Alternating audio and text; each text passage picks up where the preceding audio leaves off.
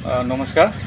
তো প্ৰথমতে সকলো আমাৰ ফুটবল প্ৰেমী ৰাইজ তথা খেলুৱৈসকলক আমি পুৰ্ণি ভেৰগাঁও জনতা সংঘই নমস্কাৰ জনাইছোঁ। তো আমি যোৱা বিগত আমাৰ 2 বৰ্ষ এতিয়া আমাৰ এইবাৰ তৃতীয় বৰ্ষৰ আমি খেল অনুষ্ঠিত কৰিব গৈ আছোঁ। এই খেল আমাৰ 22 তাৰিখৰ পৰা 30 অক্টোবৰ লৈকে চলি থাকিব আৰু এই খেলখন আমাৰ ৰাতিৰ খেল হয়। তো বিগত আমি যিহেতু আমাৰ এইবাৰ আমাৰ তৃতীয় বৰ্ষ হ'ব। প্ৰথমতে আমি ওদালগুৰি ডিষ্ট্ৰিক্টত আমি পোনপ্ৰথমবাৰৰ বাবে এই নৈশ ফুটবলৰ যিটো নেকি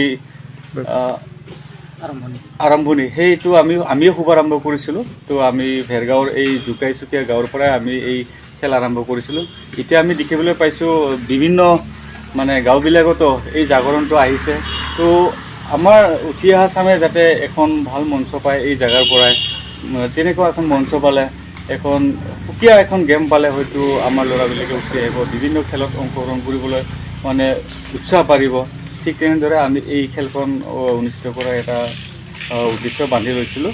তো আমি এইবাৰ আমাৰ তৃতীয় বৰ্ষ আৰু এই তৃতীয় বৰ্ষত আমি এই খেলখনৰ এটা নাম দিছোঁ। আমি এই নামটো হৈছে আমাৰ nightingale festival, third nightingale football festival. আমাৰ নামটো হৈছে থাৰ্ড নাইটিংগেল ফুটবল ফেষ্টিভেল 2022। এইবাৰৰ আমি যিটো গেম আৰম্ভ কৰিব গৈছোঁ, এই গেমত আমাৰ টোটেল 27 দলে আমাৰ ইয়াত অংশগ্ৰহণ কৰিব। তো আমাৰ মানে বিশেষ দূৰৰ টীম নাই।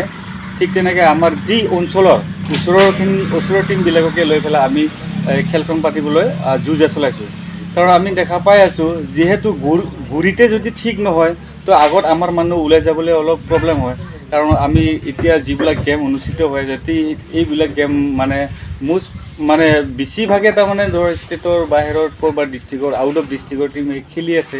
কিন্তু এইবিলাকো লাগে দেখিয়ে শিকিব না ল'ৰাবিলাকে। তো আমি আমাৰ অঞ্চলৰ মানুহখিনি গুৰিটো আমি ঠিক কৰিবৰ কাৰণে আমি প্ৰচেষ্টাটো আমি এই গাঁও অঞ্চলৰ পৰাই যুঁজা চলাই আছোঁ খেলৰ কাৰণে মানে। হয়। ঠিক আমি এই খেলখন বিগত 3 বছৰৰ পৰাই 3গৰাকী মহান ব্যক্তিৰ নামতে আমি উৎসৰ্গা কৰি আহিছোঁ। তেওঁলোক হৈছে আমাৰ শ্ৰদ্ধাৰ প্ৰায়ত মহেন্দ্ৰ ৰাভা, আমাৰ দিগন্ত বড়ো আৰু আমি বগাৰাম ৰাভাৰ নামত এই খেলটো আমি উৎসৰ্গা কৰি আহিছোঁ। তেখেতসকলৰ সোঁৱৰণতে আমি এই গেম অনুষ্ঠিত কৰিবলৈ গৈ আছোঁ।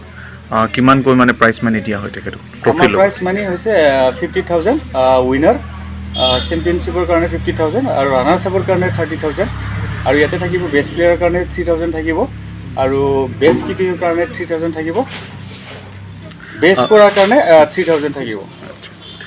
খেলখন আনুষ্ঠানিকভাৱে কোনোবা সন্মানীয় অতিথি আহিব নেকি উদ্বোধন কৰিব? হয়, নিশ্চয়কৈ আমি যোগাযোগ কৰি বৰ্তমানলৈ আমি আজি ঠিক কৰিলোঁ। তেখেত এলেন ডিউৰি, তেখেতে আমাৰ চিফ গেষ্ট হিচাপে থাকিব আৰু সন্মানীয় হীৰেণ গগৈ, অসম ফুটবল সন্থাৰ ট্ৰেজাৰাৰ, তেখেতো আমাৰ প্ৰথম দিনাখনত শুভ উদ্বোধনী অনুষ্ঠানত তেওঁলোকে থাকিব। ৰাইজৰ সঁহাৰি কেনেকুৱা? আপোনালোকে যিটো খেল চলাইছে সেইটো ৰাইজৰ সঁহাৰি কেনেকুৱা? হয়, নিশ্চয়কৈ ৰাইজৰ সহায় বহুতো অভূতপূৰ্ব সহায় আমাক আগবঢ়াইছে। ৰাইজ নহ'লে আৰু আমি এইবিলাক কাম আগবাঢ়ি যোৱাটো অসম্ভৱ। তো ৰাইজ আমাক যিকোনো কামতে মানে চব ফালৰ পৰাই মানে সহায় কৰি আছে। আজিও ৰাইজে আপুনি দেখাই দিছে, ভিজুৱেল হয়তো দেখাব, তো দেখাই পাব কিমান মানুহ সহায় কৰি আছে। এই যে খেলখন আপোনালোকে অনুষ্ঠিত কৰি আহিছে, এতিয়া চৰকাৰৰ ফালৰ পৰা কিবা তেনেকুৱা অনুদান, তেনেকুৱা সহায় সহযোগিতা? নাই, আমি চৰকাৰৰ ফালৰ পৰা তেনেকুৱা বিশেষ সহায় পোৱা নাই, অনুদানো বিচাৰি যোৱা নাই। কিন্তু আমাৰ কিছুমান আমাৰ সমষ্টিৰে কিছুমান ৰাজনৈতিক নেতাই হয়তো কম বেছিকৈ হ'লেও অনুদান এটা আগবঢ়াই, আমি সেইটোকে লৈ পেলাই আমি চলাই গৈছোঁ।